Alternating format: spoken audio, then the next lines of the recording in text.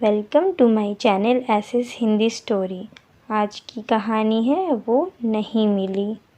मैं एमबीए की पढ़ाई कर रहा था। उसी दौरान खाली समय में मैं गूगल टॉक के ज़रिए लोगों से बात किया करता था। मेरा ज़्यादातर समय एचआर से बात करने में गुज़रता था। इससे मुझे इंटरव्यू का टिप्स और जॉब के बारे में पता चलता था।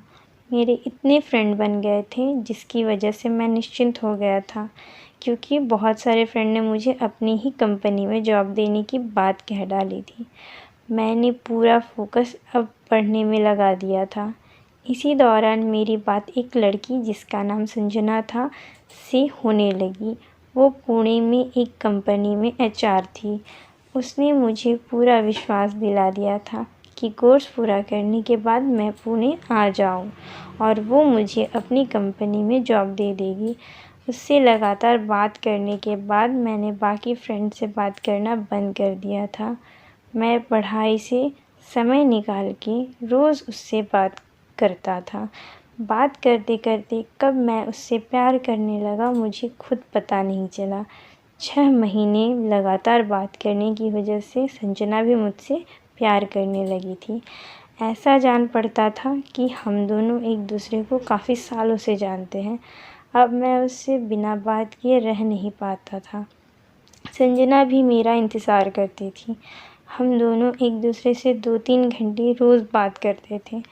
मैं भी जॉब के लिए पक्का मानकर पढ़ाई पर ध्यान देना कम कर दिया था। वो कहते हैं ना, प्यार अंधा होता है।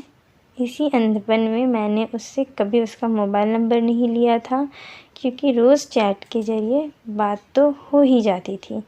एक दिन मैंने पूछा, अगर एग्ज़ाम में मुझे मार्क्स कम मिले तो क्या तुम्हारी कंपनी मुझे रख लेगी? इस पर संजना बोली, तुम टेंशन मत लो, सिर्फ पास कर जाओ, मैं तुम्हारा जॉब लगवा दूँगी। फिर उसने बोला, अभी आ जाओ, अभी तुम्हारा जॉब लगवा देती हूँ। मैंने कहा, अभी मैं बेंगलोर में हूँ, पुणे कैसे आ सकता हूँ? पढ़ाई ख़त्म करने के बाद आ जाऊँगा। फिर मैंने उससे पूछा, मैं पुणे में किसी को तो नहीं जानता, रहूँगा कहाँ? इस पर हंसते हुए उसने बोला, तुम मेरे यहाँ रहना। मैंने पूछा, तुम्हारे फैमिली मेम्बर को समस्या नहीं होगी? उस पर उसने कहा कि वो अकेले फ्लैट लेकर रहती है और मेरे बारे में फैमिली मेम्बर जानते हैं। उसने मेरे बारे में अपने फैमिली मेम्बर को बता दिया है। मैंने पूछा, क्या बताया है? इस पर उसने बोला कि मैं उसका दोस्त हूँ। मुझे जानकर ताज्जुब हुआ कि भला कोई लड़की अपने फैमिली मेम्बर को सिर्फ दोस्ती है तो क्यों बताएगी।